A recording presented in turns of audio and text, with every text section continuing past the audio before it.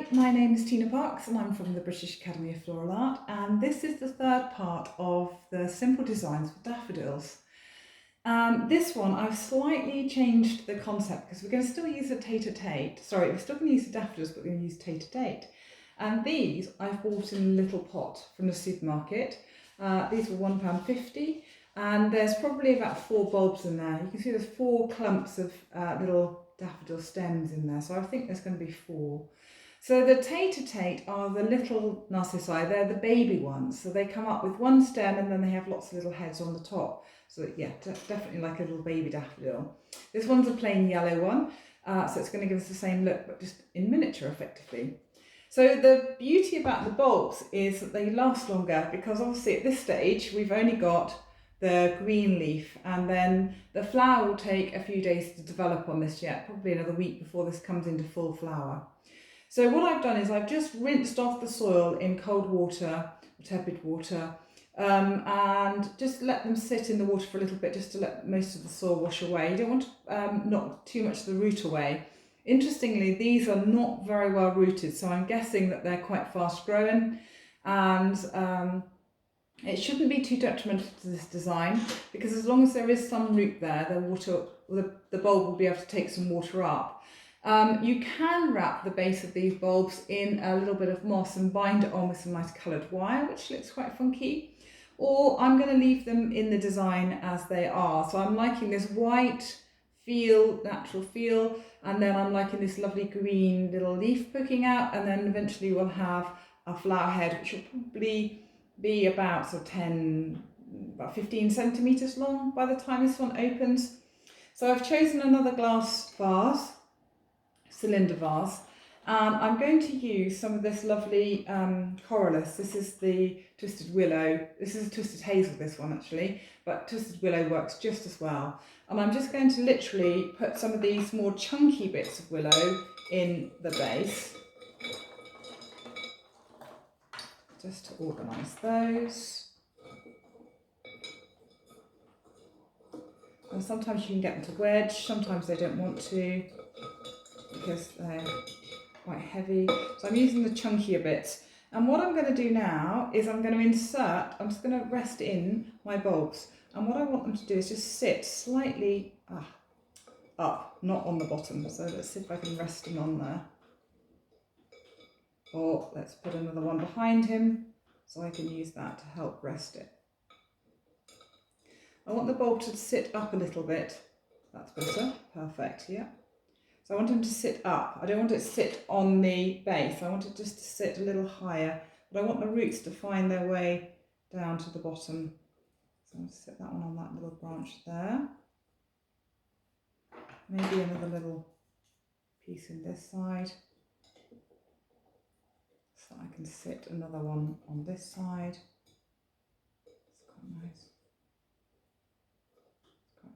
Interestingly, they will straighten themselves up. So if they're a little bit, if the green is sort of bent at the moment, kinked, then don't worry too much, because that will straighten itself up. Just going to lift that one back up. So it's a little bit fiddly. Put in another piece underneath.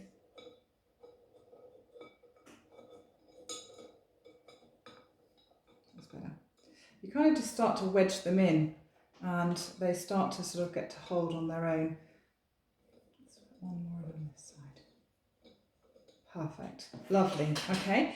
And now I'm just going to add a few more branches up over the top. Now these will help hold when the bulbs come up, because at the moment the bulbs are all set low into the design, but they will lift up. And what the higher pieces will do will be to help hold the flower stalks up. So it kind of gives it almost like a natural support, which is quite nice.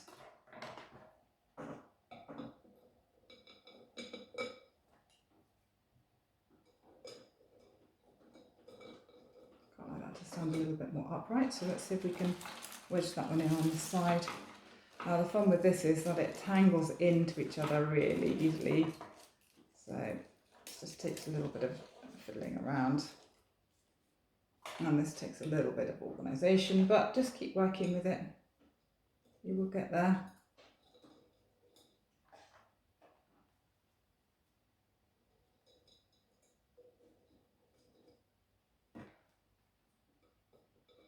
And it doesn't look very much at the moment, but give that a few days when they start to grow up through, and the whole design will start to come to life. You'll see this whole development of the flower stalks coming up, and then the foliage lifting up, and then the flower stalks opening, and it looks really pretty. Looks really nice.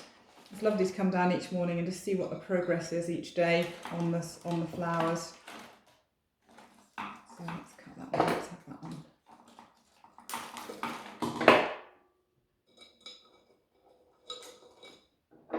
Sure, that was a bit too far over. Let's take that one off. Just take that head off there. So I think that's nearly everything we need in there. So this design, this idea, we originally started with the concept of looking at colour. So I chose the lovely yellow daffodil because it's a beautiful colour, and because it's one of the Pantone colours this year.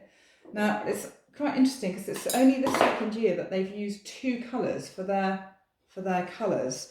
So usually they just have one colour, a colour of the year, and this year we have two colours. So we have a beautiful yellow and we have a really nice grey. And the concept of those two colours is they work together and support one another. So we have the lovely grey, which is called Ultimate, and we have the yellow called Illuminating. And they come together, like I say, to support one another. So you get the grey, which is sort of rock solid and resilient and robust. And we have the yellow, which is optimistic and bright and warming and hopeful. So those two working together kind of sum up where we need to be right now. Sort of solid, sort of working hard, focusing on what can be, but also being optimistic about what the future could hold for us. So I love the feeling of those two colours. I always think of the grey as sort of like the beautiful pebbles on, there's a beautiful beach near us called Budley Beach, and the pebbles on that beach are really beautiful. They're lovely shades of grey, and they kind of have this feeling that they have been there for an awful long time. They've been bashed by the sea and the wind and the salt, and they're still resilient, they're still there, and they're still looking lovely. So I think those colours work really, really well for this year. So the element is, of course, part of, colour is part of an element, of the elements, and the elements are something that's already in the flower. So the elements already exist in the material. So with our daffodil, we have elements in this. So we have a beautiful line, the structure of the stem. We have a beautiful form. So we have the shape of the trumpet of the top of the flower. We have a lovely colour. So we've got three colours. We've got green, we've got the yellows, we've got lime greens where they go from the yellow to the green, and we also have this sort of papery brown tone on the back with this sheath that protects the bud when it's opening.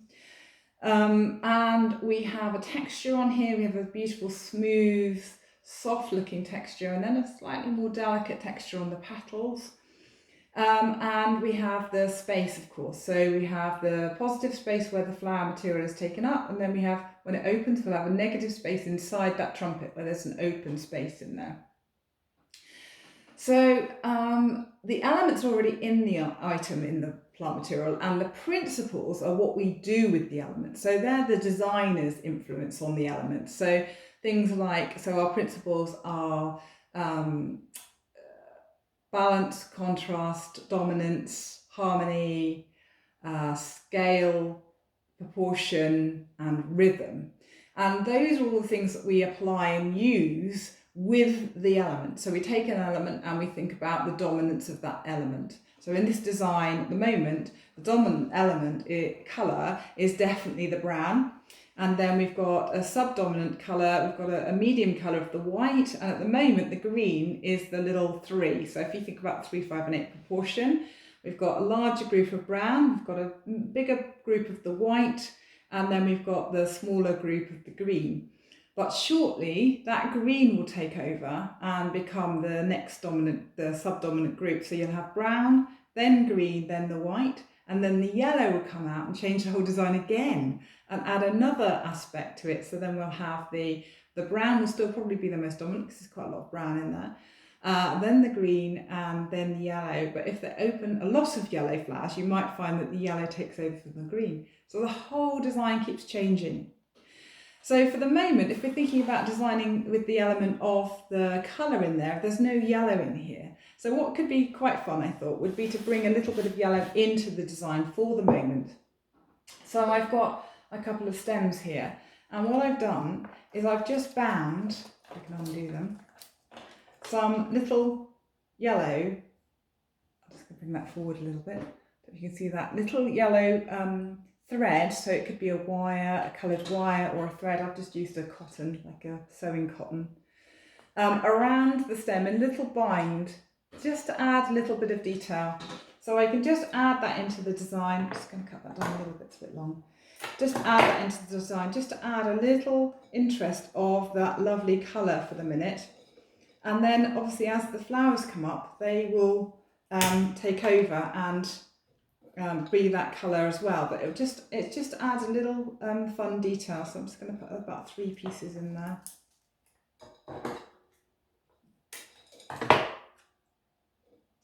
So it's just adding those little tiny little subtle details that add a little bit of interest to a design.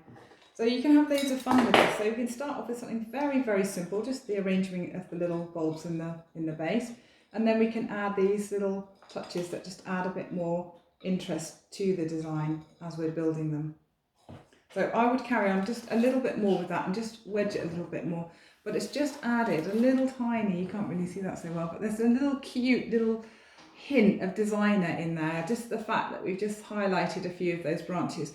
It also interestingly brings shape and form, your eye to the lovely forms of the branches, and makes them slightly more important than they were before, rather than just being totally just a support network for the flower. Now that add a little bit of purpose, and we've drawn attention to their beauty because they're lovely.